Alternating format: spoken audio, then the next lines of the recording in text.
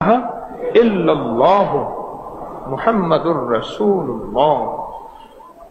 बंदा एक दफा कलमा पढ़ता है, अल्लाह के अर्श के ऊपर नूर का एक सतून है, थंबा है, नूर का एक सतून है, वो हरकत में आता है।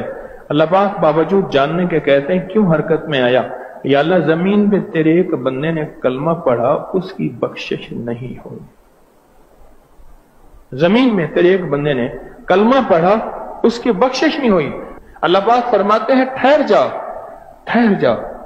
या अल्लाह कैसे ठहरूं, उसकी बख्शिश नहीं हुई। अल्लाह फरमाते हैं ठहर जा, मैंने उसकी बख्शिश कर, मैंने उसकी बख्शिश कर। एक दफा कलमा पढ़ने से बख्शिश हो।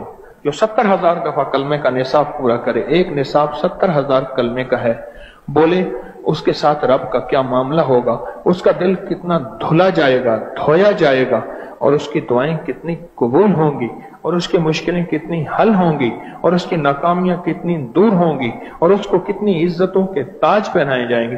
क्यों?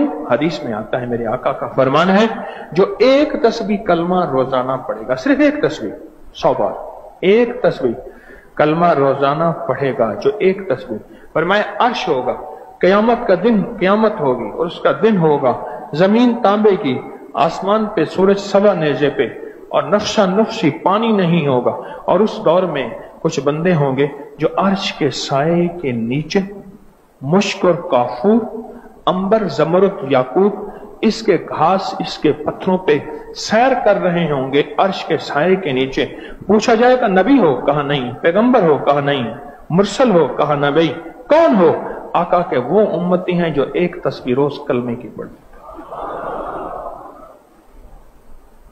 ये तो एक तस्बीह का कमाल है।